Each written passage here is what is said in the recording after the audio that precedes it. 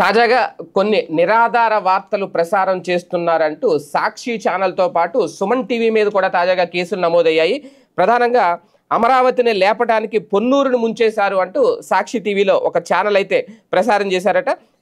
సాక్షి ఛానల్లో ఒక కథనం అయితే ప్రసారం చేశారు. అలాగే విరిగిపోయిన ప్రకాశం బ్యారేజీ 67వ గేటు భారీ వరదకు విజయవాడ మునిగేలా ఉంది అంటూ సుమన్ టీవీలో ఒక కథనం ప్రసారం చేశారట. ఈ రెండు కూడా దుష్ప్రచారాలే అంటూ నీటిపారుదల శాఖ దీని మీద ఫిర్యాదు చేసిన నేపథ్యంలో విజయవాడ అలాగే తాడేపల్లి పోలీస్ స్టేషన్లో కేసులు అయితే నమోదు చేశారు.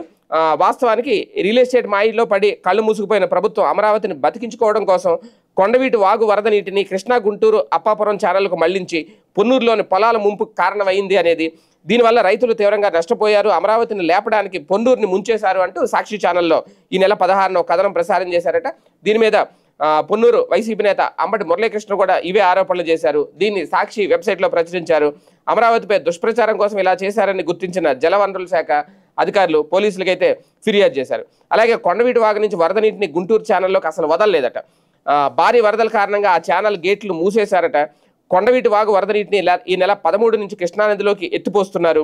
భారీ వర్షం వల్ల డ్రైన్లలోని నీళ్లే పొలాల్లోకి చేరాయి. కానీ ప్రజల్ని తప్పుదోవ పట్టించేలాగా సాక్షి ఛానల్లో ఈ నిరాధార కథనం ప్రసారం చేశారు అంటూ దీని మీద కేసు అయితే నమోదు చేశారు. అలాగే సుమన్ టీవీలో వచ్చిన కథనం విరిగిపోయిన ప్రకాశం బ్యారేజీ 67వ గేటు భారీ వరదకు విజయవాడ మునిగేలా ఉంది అంటూ వీళ్ళు ఒక కథనం ప్రచారం చేసి ఫేస్బుక్ పేజీలో బాగా విస్తృతంగా పోస్టులు చేసి ప్రచారం చేశారట. ఈ నెల 15వ తేదీన దాన్ని చాలామంది సోషల్ మీడియాలో షేర్ చేశారు. ఈ నేపథ్యంలో ప్రజల్ని భయాందోళనకి గురి చేసేలాగా ఈ కథనం ఉంది అనేది భాస్కర్ రెడ్డి అలియాస్ చికాగో బాజీ పేరుతో ఉన్న ఎక్స్ ఖాతా ద్వారా ఈ దుష్ప్రచారం చేశారట. ప్రకాశం బ్యారేజీ గేటుకు మరమ్మతులు అలాగే గ్రీజు కూడా పెట్టలేని కూటమి ప్రభుత్వం ప్రాజెక్టులు కడుతుందా అనేది ఇందులో ప్రధానంగా ప్రశ్నించారట. వాస్తవంగా 67వ నెంబర్ గేటు సురక్షితంగానే ఉంది. ఈ నేపథ్యంలో ఆనకట్ట సూపరింటెండెంట్ యు సత్య అలాగే రాజేష్ ఫిర్యాదు మేరకు విజయవాడ 1 టౌన్లో సుమన్ టీవీ మీద కూడా కేసు నమోదైంది.